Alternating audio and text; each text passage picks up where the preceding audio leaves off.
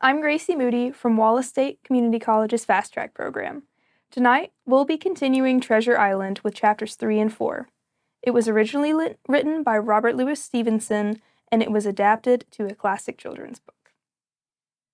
Chapter 3, The Black Spot. I went to check on the captain one day around noon. He seemed both weak and excited. He pulled me into him and said, "How long did that doctor say I had to stay in bed?" "A week," I said. "A week!" the captain shouted. "They'll have a black spot on me by then." "What is a black spot?" I asked. "It's a note, mate," the old captain explained, "with a circle filled in black on one side. On the other side is a demand. It near always means death." He continued, "I was old Captain Flint's first mate, you know. It's my sea chest they're after, and old Black Dog's a bad 'un, but there's worse than him." He said to me, "Captain Flint told me where the treasure is. I'm the only one who knows. Keep an eye out for Black Dog and the one-legged man, and on my honor, half of the treasure will be yours." Soon, his voice grew weaker. He took his medicine like a child and went to sleep. I should have told the doctor about the black spot and the sea chest, but my poor father died that evening, which put all other matters out of my mind. The day after the funeral, I was standing at the door when I saw an old man in a hooded, tattered sea cloak, tapping a stick before him, coming slowly up the road. When he came nearer, I saw his eyes were gone. He cried out, "Will any kind friend tell a poor blind man where he is?" "You are at the Admiral Benbow," I said.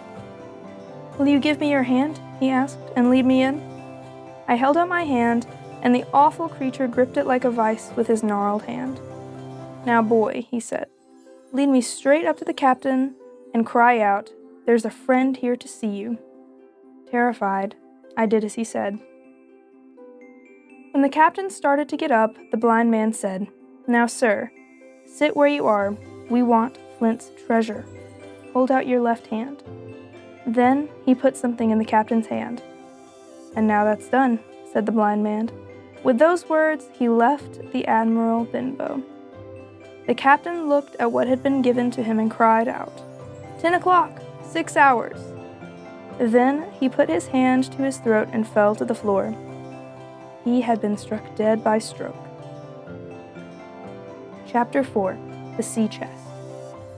I told my mother everything. We were in a tough spot. The captain still owed us money, and between the captain's body on the floor and the thought of the blind man returning any minute, we were terrified. We had to leave. We decided to get help in a nearby village. It was already dark when we reached the village, and candlelight was glowing in the windows. But no one would come back with us to help.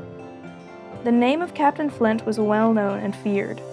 My father scolded the men for their cowardice, but all they would do was to give me a loaded pistol and promise to have horses saddled in case we were chased. One boy was told to ride to Dr. Livesey's for help.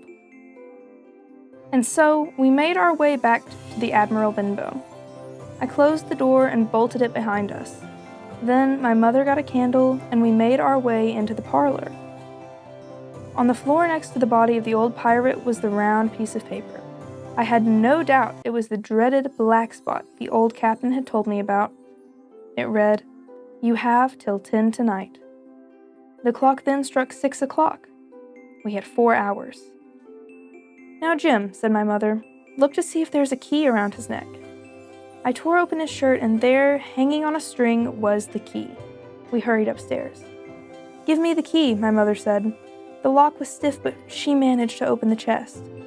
On the top were good clothes that had never been worn. There were some pistols, an old watch, and some trinkets. But then my mother pulled up an old cloak and found a bundle of papers and a bag that jingled of gold. "I'll show those pirates that I'm an honest woman," my mother said. "I'll take what is owed me and nothing more." She began to count the coins. Soon I heard the tapping of the blind man's stick. It struck the door, and we heard him turn the candle and rattle the bolt. Then silence.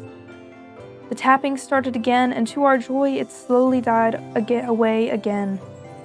"Mother, please hurry." She took her coins, and I grabbed the bundle of papers for myself. Less than halfway to the village, we heard the sound of running footsteps. "My dear," said my mother, "I'm going to faint." I helped her to the edge of the riverbank, where she fainted. And there we stayed, barely out of sight and within earshot of the inn. All right, thanks for listening. Hope to see you again soon. Good night.